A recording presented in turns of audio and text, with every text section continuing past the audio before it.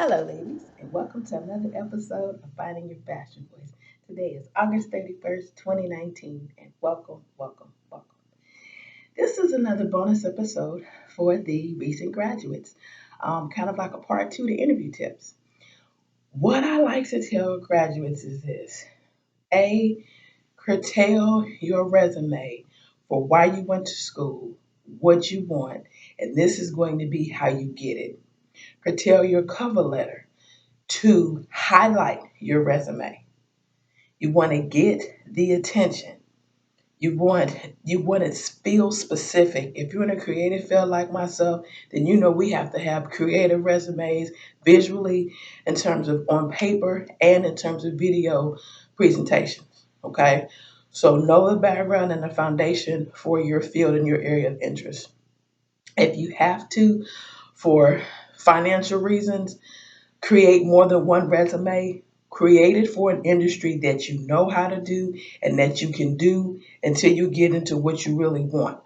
Okay, I know it's difficult. My first job out of college was not in journalism, it was not in marketing, it was working at Walmart. So I know how it feels to spend 4 years to get something and you're not immediately using it. So you're not alone. You're not the first person it's happened to, and unfortunately, you won't be the last. Okay? So, the first job that you get might not be in your field. If you're blessed enough to do that, great. You're an exception.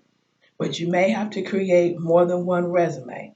But make sure that it's something that is a plan B. Now, the comedian Monique used to say, I didn't have a plan B because plan A was going to work. You can do that too, but sometimes you have to be a little more realistic, okay? So, again, as I reiterated from the first episode about interview tips, only apply to things that look legitimate. When you're first coming out, you might not know, but again, when you're on LinkedIn, when you're on Indeed, there needs to be a company name, a job description, salary, benefit, compensation. All that has to be there. If you're presenting yourself as a complete package with a cover letter, and a resume, and a website, a portfolio, and a social media profile, then what you present to needs to be just as legitimate because this is going to be your income. This is the start of your career and it needs to be legitimate. If something doesn't look legitimate, please move on. Don't waste your time.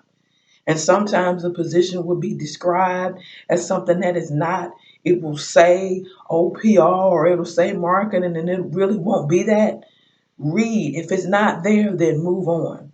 Only and if possible, have a dream list. Have like a top 5 or a top 7 dream list of companies where you want to work and connect with people on the platforms that are already at that company and already in that industry. Okay. Now again, in terms of the look, I just went with black, but then I made red the power color. I made red the visual interest, which I like to keep closest to the face, as well as with the accessories, with the shoes, and with the toe. Okay. So again, I hope these tips help. I hope they help motivate you. And again, before you start your search, pray or read something motivational and encourage yourself along the way. Okay. Finding a job and getting in your career is a job within itself.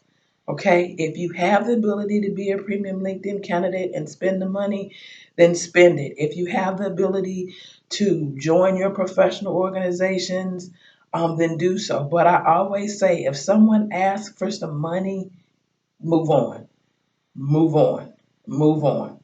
Okay. So again, I hope these tips help. I hope these tips empower you. And I will see you back here next week for the regular episode of Finding Your Fashion Voice. Good luck. Keep your head up. And remember, ladies, find your fashion voice today. Thank you.